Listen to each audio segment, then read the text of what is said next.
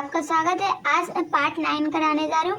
Part 8 मैंने करा दिया, वैद्युत आवेश तथा क्षेत्र। पार्ट 8 मैंने करा दिया और ये क्वेश्चन बहुत ही ज़्यादा इम्पोर्टेंट है। ये डेरिवेशन पूछा जाता है यूपी बोर्ड में। तो चलिए मैं आपको इसको करा दे रही हूँ। निरक्षीय स्थिति या अनुप्रस्थ स्थिति, ठीक है।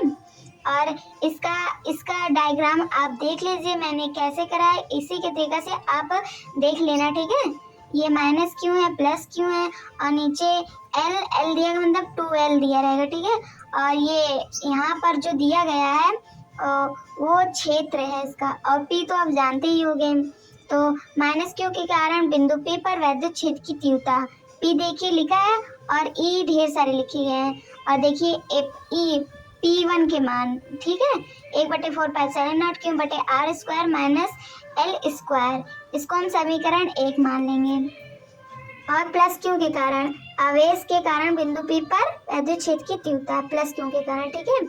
तो क्या दिया गया है, E2 = 1/4π0 क्यू बटे R square minus L square, दोनों सेम ही रहेगा, ठीक है, बस माइनस प्लस हो जाएगा। और देख लीजिए इसको हम समीकरण 1 माने, नीचे वाला 2 माने। और नेट वैद्युत क्षेत्र की तीव्रता, अब जो E1 और E2 दिया गया उसे हम प्लस कर लेंगे, ठीक है। E1 दिया गया और नीचे देख लीजिए E2 दिया गया। अब इसको हम नेट वैद्युत क्षेत्र की तीव्रता मतलब प्लस कर लेंगे, ठीक है। E1 = E1 cos theta plus E2 cos theta, इसको हम प्लस कर लेंगे। तो दोनों को मान सेम है, आप देख लीजिए दोनों सेम ही दिया गया है, ठीक है, ये दोनों सेम ही दिया गया है। तो इसको हम 2 लिख सकते हैं, ठीक है, उतारने से कुछ फ़ायदा नहीं है। E1 cos theta E2 plus cos theta दिया गया, तो हम इसको आप लिख लेंगे, ठीक है। देखिए E = 2E cos थीटा, ठीक है, इसको लिख लिया मैंने, 2 बार लिखने की ज़रूरत नहीं।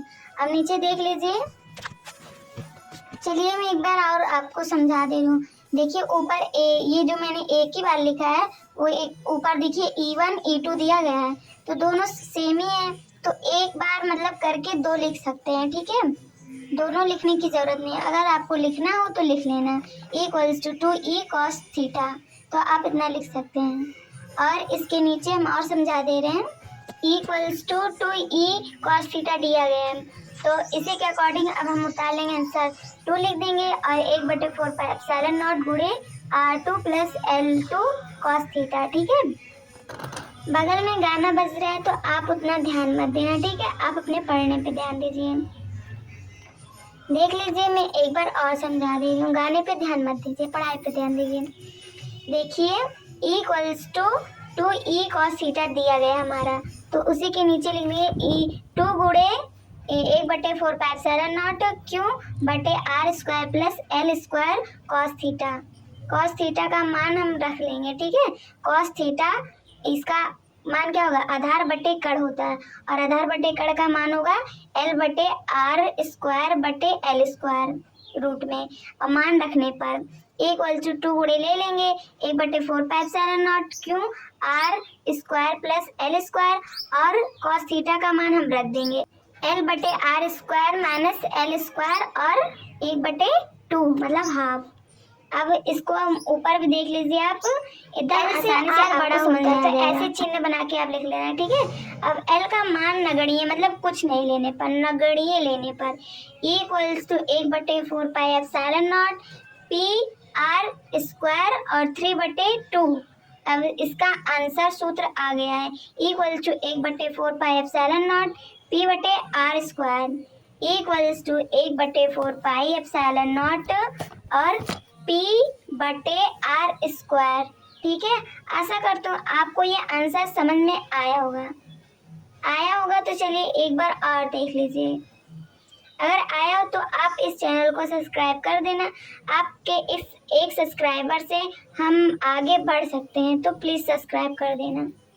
देखिए माइनस क्यू के कारण हमने लिख लिया, माइनस क्यू के कारण लिखा, फिर प्लस क्यू के कारण लिखा, फिर दोनों को जोड़ दिया, नेट वैद्युत क्षेत्र की तीव्रता दोनों को जोड़ दिया, जोड़ने के बाद दोनों सेम थे तो हमने सिर्फ एक लिख लिया, मतलब तो नेट वैद्युत क्षेत्र को दोनों में प्लस कर दिया, प्लस करने के बाद दोनों सेम थे इसलिए मैंने 2 आगे लिख के E cos थीटा लिख दिया।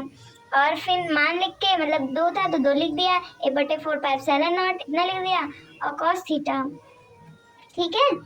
और cos थीटा का मान आप जानते होंगे, आधार बटे कण लिख के L बटे रूट के अंदर 2 + L होगा, ठीक है।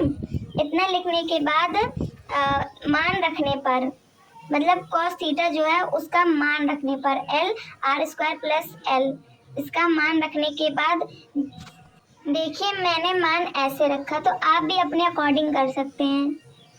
चलिए मतलब L R से बड़ा होता है, तो L का मान लगड़िए लेने पर = 1/4πε0 P बटे R2 और 3/2 और = 1/4πε0 P बटे R² = 1/4πε0 P बटे R²। ये है निरक्षीय स्थिति का सूत्र, ठीक है। तो आप इसको याद कर लेना। And thanks for watching.